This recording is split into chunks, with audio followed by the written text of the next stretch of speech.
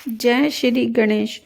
पौष संकष्टी गणेश चतुर्थी व्रत हिंदू धर्म के महत्वपूर्ण व्रतों में से एक है, जिसे विशेष रूप से भगवान गणेश की पूजा के लिए रखा जाता है। ये व्रत हर महीने कृष्ण पक्ष की चतुर्थी तिथि को मनाया जाता है, लेकिन पौष माह की संकष्टी चतुर्थी का विशेष महत्व होता है। भगवान गणेश, जिन्हें विघ्नहर्ता और बुद्धि, समृद्धि एवं सौभाग्य के देवता के रूप में पूजा जाता है, उनके आशीर्वाद से भक्त सभी प्रकार की बाधाओं और कष्टों से मुक्त होते हैं।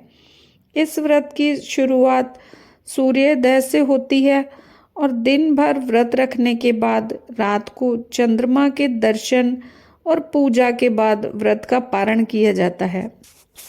पौष मास में चतुर्थी का व्रत कर रहे व्रतियों को दोनों हाथों में पुष्प लेकर श्री गणेश जी का ध्यान तथा पूजन करने के बाद गणेश चतुर्थी की कथा जरूर पढ़नी या सुननी चाहिए।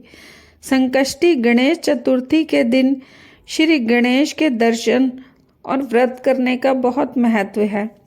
तो अब सुनिए संकष्टी गणेश चतुर्थी व्रत कथा को पूरा सुने और कमेंट बॉक्स में गणपति जी की जय जरूर लिखें।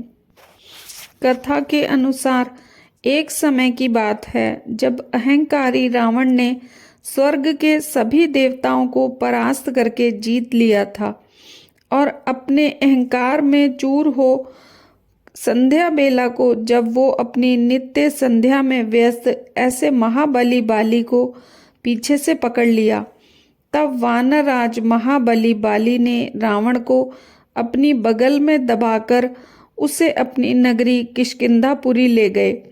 रावण महाबली बाली के बहुपाश में फंसा हुआ तिलमिला रहा था। अपनी नगरी में पहुंचकर बाली ने उसे एक खिलौना समझकर अपने परम तेजस्वी पुत्र अंगद को सौंप दिया और अंगद भी अपने पिता द्वारा दिए गए खिलौने को बड़े ही चाव से खिलौना समझकर उसके साथ खेलने लगा। अंगद रावण को खिलौना समझकर उसे एक मजबूत रस्सी से बांधकर पूरे नगर में इधर उधर घुमाने लगा, जिससे रावण को अतिशय कष्ट का सामना करना पड़ा और उन्हें बहुत दुख दर्द की पीड़ा होने लगी। दर्द से व्याकुल हो उठे रावण ने एक दिन अपने पितामह ऋषि पुलत्स्य का आह्वान किया।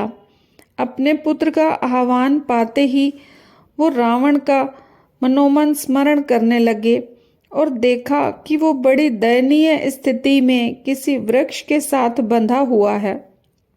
रावण की ऐसी दुर्दशा देख महर्षि पुलत्स्य जी गहन विचार में पड़ गए कि आखिरकार पुत्र रावण की इस दशा का कारण क्या है। कुछ क्षण पश्चात उन्हें ये ज्ञात हुआ कि जब कोई अहंकार के मद में आकर कोई अनिष्ट कार्य करता है, फिर वो देव हो, दानव हो या फिर कोई मनुष्य हो, सभी की दशा यही होती है।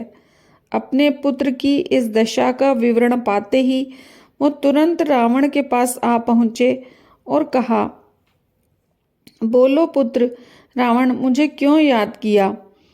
रावण, पिता मैं आपको अपनी दशा देखकर यह पता चल ही गया होगा कि मैंने आपको क्यों याद किया। मेरी रक्षा करें पितामह। इस नगरी के नगरवासी मुझे अत्यंत कष्ट दे रहे हैं और मुझे धिक्कार रहे हैं। रावण की करुण वाणी सुन महर्षि पुलत्स्य बोले, पुत्र तुम डरो नहीं, इस बंधन से जल्दी ही मुक्त हो जाओगे। इसके लिए तुम्हें परम पूज्य श्री गणेश जी का विघ्न विनाशक व्रत करना होगा। पूर्व काल में जब वृत्तासुर के वध से छुटकारा पाने के लिए इंद्रदेव ने भी इसी व्रत का अनुष्ठान किया था। मुझे भी यही लगता है कि अब भगवान गणेश जी ही तुम्हें इस विघ्न से छुटकारा दिला सकते हैं। अपना वचन सुनाकर वो अंतर्ध्यान हो गए।